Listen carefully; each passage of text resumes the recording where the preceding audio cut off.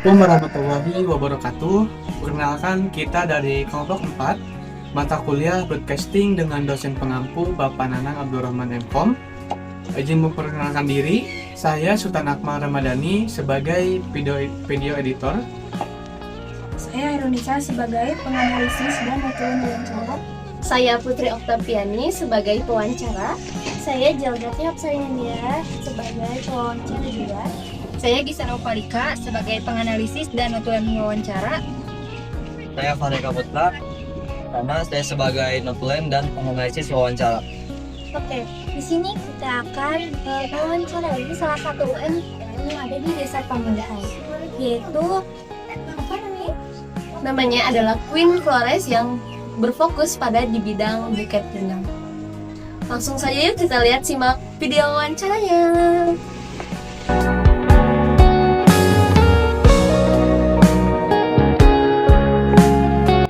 Oke guys, di sini saya dan Zelda sudah bersama dengan owner pemilik buket bunga. Nah, langsung aja yuk kita wawancara. Oke, Kak, kalau boleh tahu namanya siapa? Nama saya Hilda Handayani. Nah, untuk membawa usaha ini apa ya? Terus terinspirasinya tuh dari apa gitu? Namanya itu Queen Flores. Queen itu kan perempuan ya. Nah, karena saya juga sebagai perempuan, jadi dinamain itu aja. Oh, keren ya namanya ya. Ternyata mind blowing juga ya Pak, nama usahanya juga. Iya. Kalau misalkan boleh tahu sejak kapan ya Teteh mulai usaha ini gitu? Dimulai itu akhir Desember tahun 2023, sekarang udah 2025, berarti udah 2 tahun.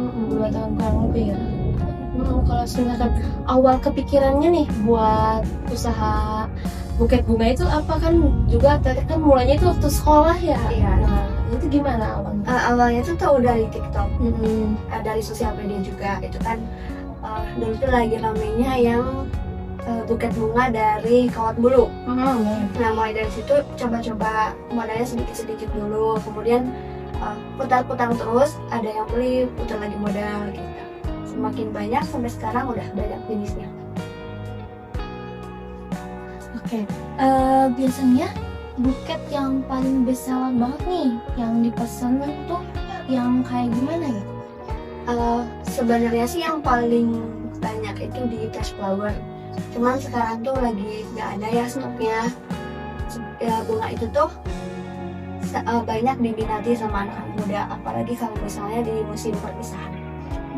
Kalau misalkan biasanya buket ini tuh paling seringnya itu dipesan itu saat acara apa gitu?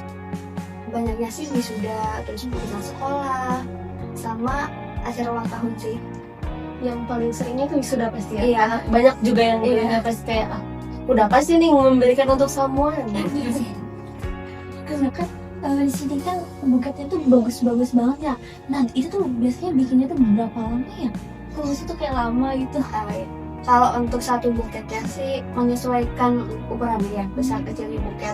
Cuman kalau sekarang sih udah nggak terlalu lama sih, paling 20 menit. Tergantung ukurannya sih. Kalau misalkan tergantung ukuran dan tergantung berapa lamanya, kalau misalkan gue tahu harganya itu gimana ya untuk setiap buketnya gitu? Kalau di Queen itu mulai dari 10.000, dari yang kecil sampai ke 150. Tergantung orangnya juga sih, kalau misalnya ada yang punya referensi sendiri mau dibeli seperti ini, itu bisa lebih. Bisa rekomendasi ya bentuknya. Nah, biasanya pembeli tuh tahu usaha kakak ini tuh dari mana gitu? Misalnya dari Instagram atau dari apa ya, Kak?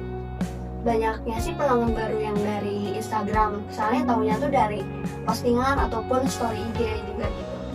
Tapi ada juga yang kayak tahu dari teman ke teman gitu, direkomendasiin.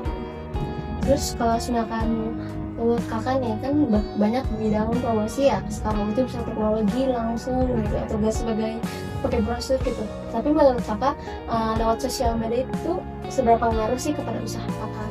Menurut aku sih ngaruh ya, apalagi di TikTok. Itu kan kayak misalnya kita udah posting terus FYP gitu kan, pasti banyak orang juga yang tahu. Mungkin ada hashtag spesialnya untuk pemirsa yang ngeliat jadi lagi mau buka usaha ya. ya. Tetap buket bunga di itunya mah. Terus kan pasti waktu jualan pasti ada kendala kayak gitu ya.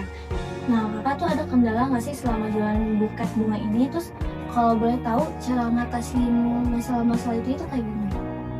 Kalau kendala sih mungkin di bunga ya, stok bunga yang kadang habis, yang emang butuhnya cepat, kemudian stok yang kosong di suppliernya gitu, atau juga harga-harga bunganya emang yang udah naik drastis gitu ya.